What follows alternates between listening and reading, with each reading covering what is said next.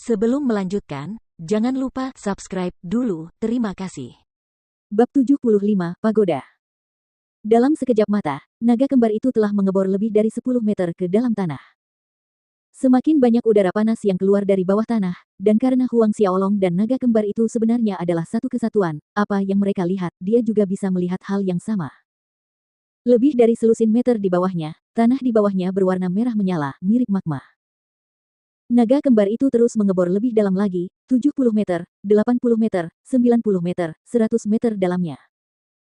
Ketika berada lebih dari 100 meter di bawah, tanah di sekitarnya berwarna merah tua, seolah-olah dimasak oleh api. Suhunya hampir mencapai 1000 derajat. Pada suhu seperti itu, bahkan seorang ahli Xiantian akan berubah menjadi abu. Namun, roh bela diri naga kembar Huang Xiaolong tidak terpengaruh. Mendekati kedalaman 200 meter, tiba-tiba, kedua naga kembar itu tiba di sebuah ruang terbuka. Ada lautan api yang bergolak dan di bawahnya ada magma yang menggelembung. Naga api kecil itu membesar, menjadi naga api setebal beberapa meter. Ki api yang sangat murni bergulung dan bergelora bak ombak yang mengamuk di lautan api. Dari magma di bawah, ki berkumpul, berubah menjadi urat naga api yang besar. Apakah ini urat nadi naga alami di bawah lembah api naga? Dan di atas magma yang menggelegak itu ada sebuah pagoda. Cahaya keemasan berkelap-kelip dari pagoda sementara ada beberapa naga api setebal lebih dari 1 meter yang mengelilinginya. Selain itu, Huang Xiaolong memperhatikan bahwa pagoda itu terus-menerus memancarkan ki naga api.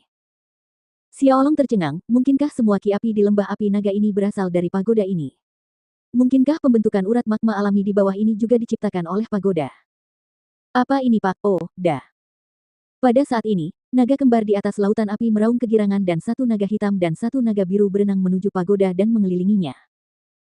Naga kembar itu berputar tanpa henti di sekitar pagoda dan pagoda itu bersinar terang dan bergetar dengan kuat.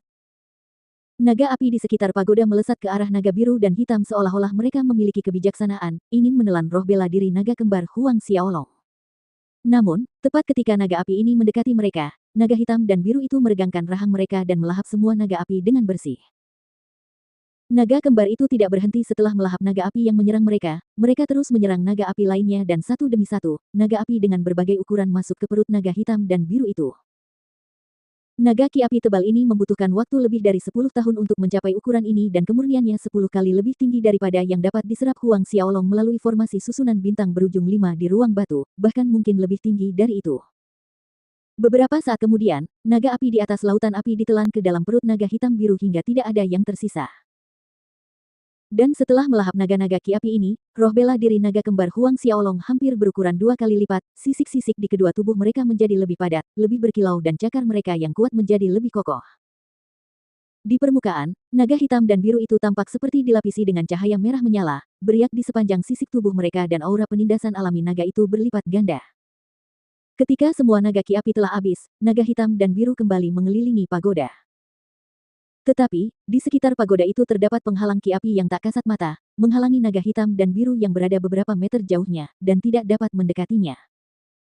Meski begitu, setiap kali naga hitam dan biru berputar di sekitarnya, penghalang ki api akan menjadi sedikit lebih tipis.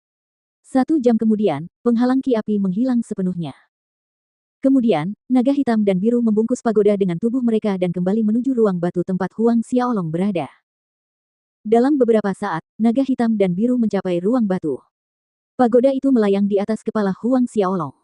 Seketika, api murni yang kuat keluar dari pagoda dan menyerbu ke dalam tubuh Xiaolong. Tubuh Huang Xiaolong bergetar tiba-tiba seolah-olah ia jatuh ke dalam kolam magma, organ-organ tubuhnya terasa seperti direbus dalam lava yang membara, menyebabkan rasa sakit yang menyiksa. Rasa sakit seperti ini dari suhu ekstrim hampir membuat Xiaolong kehilangan kesadarannya, membuatnya sangat takut sehingga ia segera menjalankan taktik Asura untuk memurnikan ki naga api yang ganas ini sehingga ia dapat menyerapnya. Aliran ki api yang satu demi satu menyebabkan wajah Xiaolong berubah karena rasa sakit yang luar biasa. Ia terus-menerus memurnikan ki api yang memasuki tubuhnya, tetapi pagoda itu terus-menerus memuntahkan aliran ki api yang tiada habisnya, bahkan membuat Xiaolong berhalusinasi bahwa dirinya tengah terpanggang luar dalam. Saat Huang Xiaolong terus memurnikan ki api di dalam tubuhnya, di permukaan kulitnya terdapat jejak kotoran hitam bercampur darah yang keluar dari pori-porinya. Bertahun-tahun yang lalu, ketika Xiaolong memakan buah itu membersihkan sumsumnya dan pada saat itu, kotoran hitam juga keluar dari tubuhnya.